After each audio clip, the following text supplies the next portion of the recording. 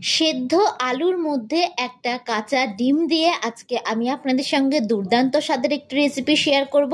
সন্ধ্যাবেলায় হালকা খিদে পেলে মুখরোচক কিছু খেতে চাইলে আপনারা কিন্তু এই রেসিপিটা অবশ্যই বাড়িতে একবার হলেও বানিয়ে দেখতে পারেন। খেতে কিন্তু খুবই সুস্বাদু হয় আর বানানো কিন্তু খুবই সহজ। মাত্র কয়েকটা উপকরণ দিয়ে কিন্তু আপনারা এই রেসিপিটা খুব সহজেই তৈরি করে ফেলতে পারবেন। তো চলুন দেখে নেওয়া যাক আজকে আমার এই রেসিপিটি। তো ভিডিওটা কোথাও স্কিপ না করে পুরোটা দেখার জন্য আপনাদের কাছে আমার অনুরোধ রইল। এবার এখানে আমি সবার প্রথমে একটা মিক্সিং বোল নিয়ে নিয়েছি। এর মধ্যে আমি একটা সেদ্ধ করে রাখা আলুকে এইরকম ছোট ছোট টুকরো করে কেটে নিয়েছি। আলুটাকে আমি আগে থেকে সেদ্ধ করে নিয়েছি। এবার আমি এর মধ্যে একটা ডিম ফাটিয়ে দিয়ে দেব, তবে আপনারা কিন্তু চাইলে পরিমাণটা বেশি করেও করতে পারেন। এবার আমি এর মধ্যে দিয়ে দেবো দুটো স্লাইস পাউরুটি। এবার এই পাউরুটি দুটোকে আমি হাত দিয়ে ঠিক এইরকম ভাবে ছোট ছোট টুকরো করে নেব।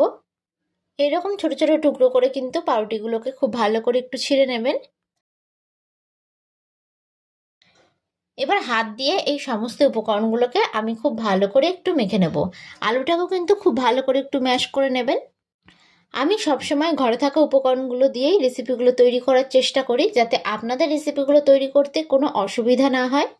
আর আপনারা কীরকম রেসিপি দেখতে চান সেটা যদি আমাকে কমেন্ট বক্সে জানান, তাহলে কিন্তু আমার সেই অনুযায়ী রেসিপিগুলো তৈরি করতে অনেক বেশি সুবিধা হবে।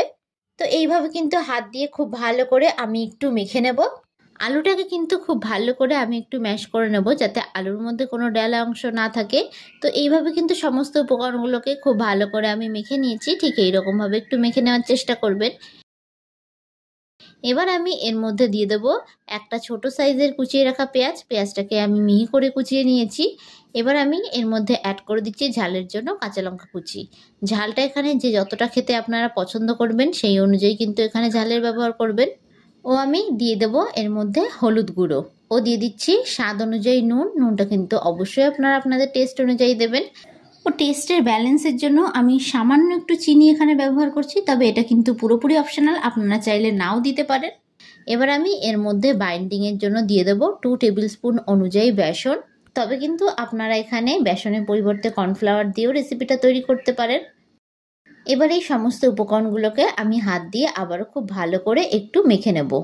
আমার এই রেসিপিটা যদি আপনাদের কাছে ভালো লেগে থাকে তাহলে অবশ্যই একটা লাইক করবেন।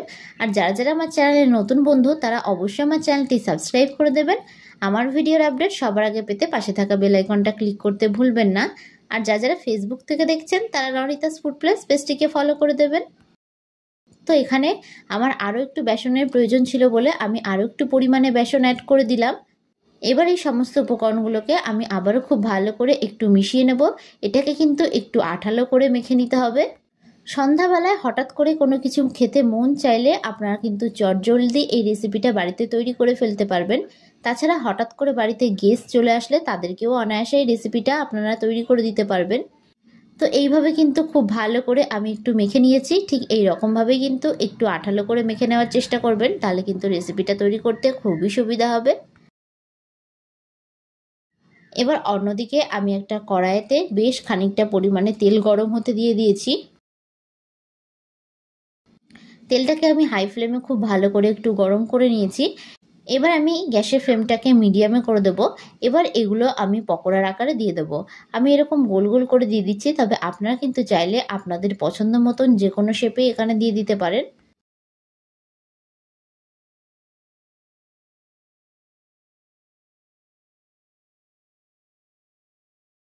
এবার গ্যাসের ফ্লেমটাকে মিডিয়ামে রেখে এক পিঠটাকে খুব ভালো করে আমি ভেজে নেব।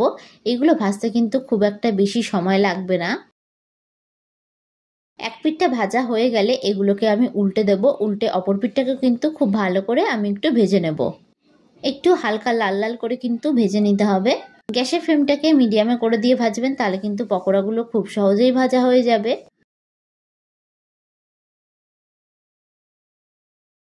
তো দেখুন দুপিটি কিন্তু বেশ লালচে করে আমি ভেজে নিয়েছি। এবার এগুলোকে একটা একটা করে তেল ছেঁকে আমি অন্য একটি পাত্রে তুলে নিচ্ছি।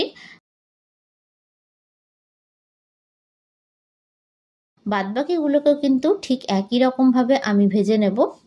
তো আমার এই ভিডিওটা আপনাদের কাছে কেমন লাগলো অবশ্যই কিন্তু আমাকে কমেন্ট বক্সে জানাতে ভুলবেন না।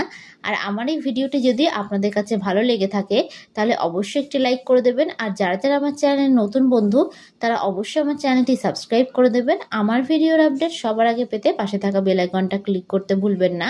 আর যারা যারা ফেসবুক থেকে দেখছেন তারা রনিতাস ফুড প্লেস পেজটিকে ফলো করে দেবেন। তো ভিডিওটা শেষ পর্যন্ত দেখার জন্য আপনাদেরকে আমি অসংখ্য ধন্যবাদ জানাই।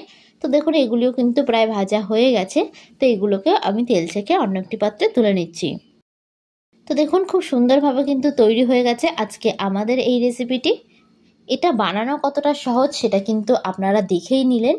তো আপনাদের কাছে আমার রিকোয়েস্ট থাকলো এই রেসিপিটি বাড়িতে একবার হলেও তৈরি করার জন্য। আর একবার তৈরি করলে কিন্তু আপনার কাছে বারবার রিকোয়েস্ট আসবে।